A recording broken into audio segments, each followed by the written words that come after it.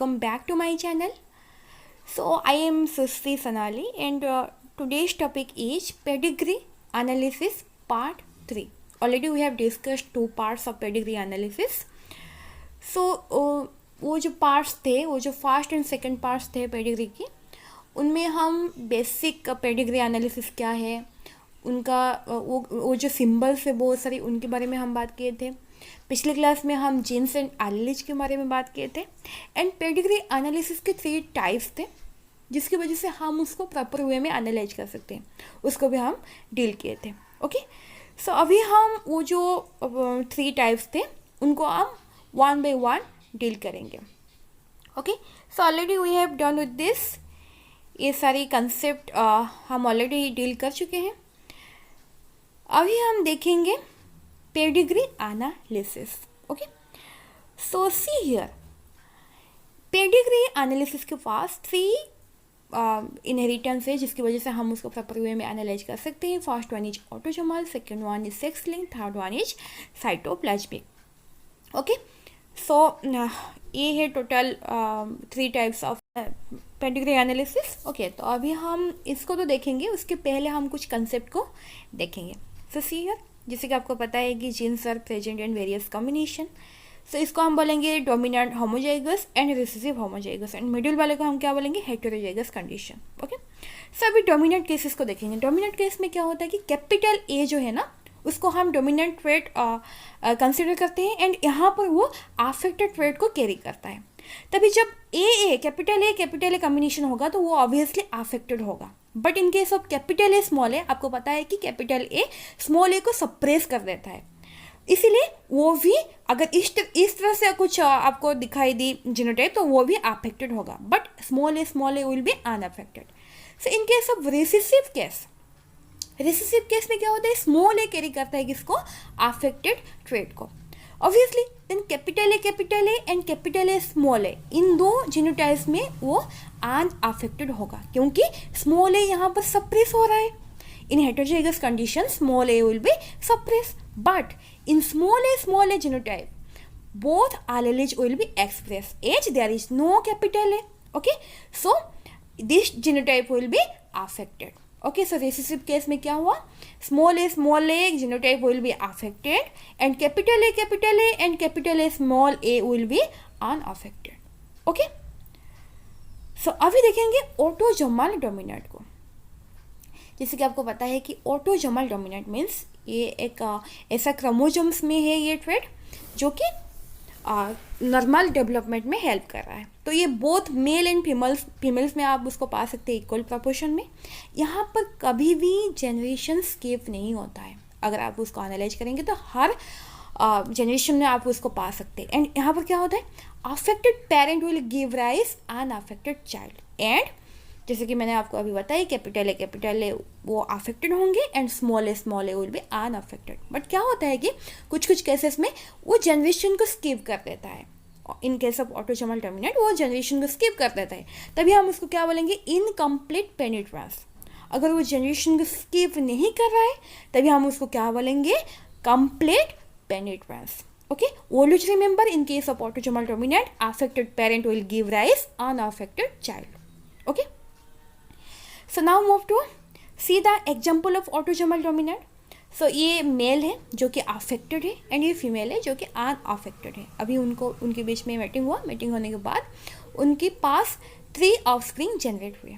Okay, so see, अभी वो 3 offspring again उनकी भी मीटिंग हो जाने के बाद फिर उनके भी बहुत सारे ऑफस्प्रिंग जनरेट हुए.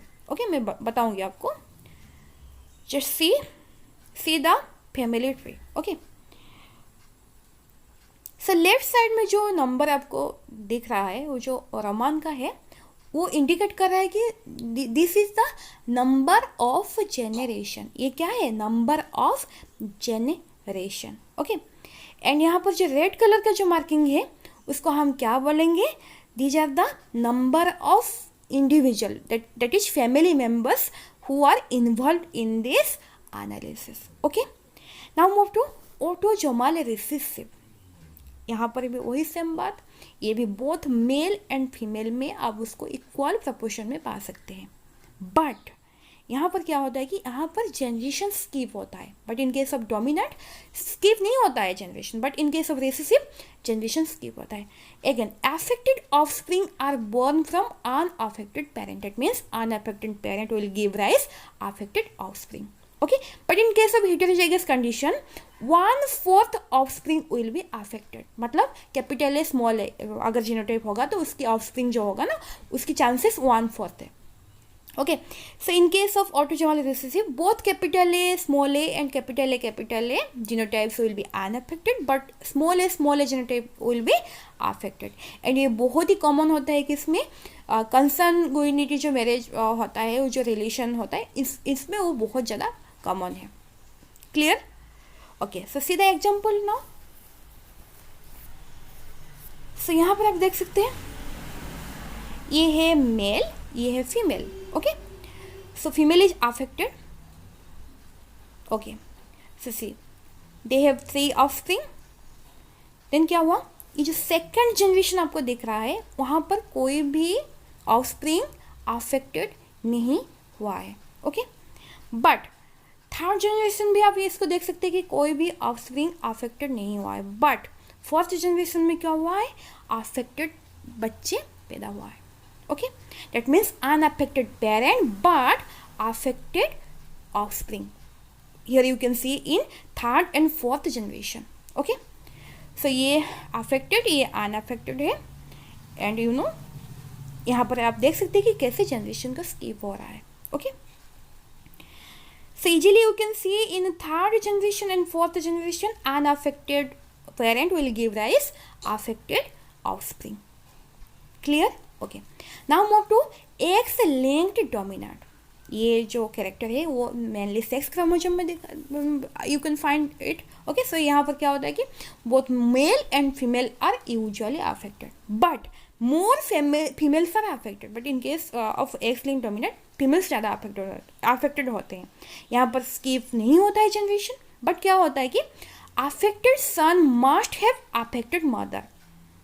Okay, and affected daughter must have either an affected mother और फादर. दैट मीन्स अगर सन अफेक्टेड हुआ है तो उसका मदर ऑब्वियसली नो डाउट वो अफेक्टेड होगा, बट डॉटर अफेक्टेड हुआ है तो चांसेस ये हो सकता है कि उसकी either of parent, either father और मदर अफेक्टेड होंगे. Okay, so affected father pass that way to all their daughter. not this point कि फादर के पास अगर कैरेक्टर है तो वो सारी डॉटर को वो कैरेक्टर दे देगा. तो सी द एग्जाम्पल हियर. सो ये है क्या, ये वो जो पेरेंट है, मेल पेरेंट है वो अफेक्टेड है. एंड अभी मैंने आपको बताया कि अगर फादर अफेक्टेड होगा तो उसकी सारी डॉटर अफेक्टेड होंगे. So in case of second generation you can see all daughters are affected. Okay, but क्या होता है कि अगर मदर अफेक्टेड होगा तो उसकी चांसेस क्या हो जाता है, वो 50% आपकी सन को दे देगा वो कैरेक्टर एंड 50% उसकी डॉटर को दे देगा. ओके, सो यहाँ पर आप देख सकते हैं. so see ये है number of generation 1 2 3 4. Okay, and these are the number of family members who involve in this analysis. Okay, ये अफेक्टेड मेल है. यहाँ पर सभी daughters, all daughters are affected. Okay, this is the key point of X-linked dominant. यहाँ पर affected female है and वो जो चांसेस है ना उनकी जो ऑफस्प्रिंग का अफेक्टेड होने की चांसेस वो 50-50 हो जाता है. Half male half daughter, sorry half son half daughter will be affected. Okay, now move to X-linked recessive. यहाँ पर क्या होता है, more males are affected than female. Okay, affected males born from unaffected mother and it skips generation. Okay, तो क्या होता है कि approximately half of a carrier that is heterozygous mother's sons are affected. It never pass from father to son. Not this point, ये कभी भी father से son को नहीं जाएगा. And all daughters from affected father are carrier. अगर father affected होगा तो उसकी जितने भी डॉटर होंगे वो सभी के सभी कैरियर होंगे. Okay, so this is the characteristic feature of X-linked recessive. Now see the example of X-linked recessive. ये फादर है, ये मदर है के पास वो कैरियर है, मतलब उसके पास हेटेरोजाइगस कंडीशन है. ओके, सो सी, अभी मैंने आपको बताया कि never pass father to sun.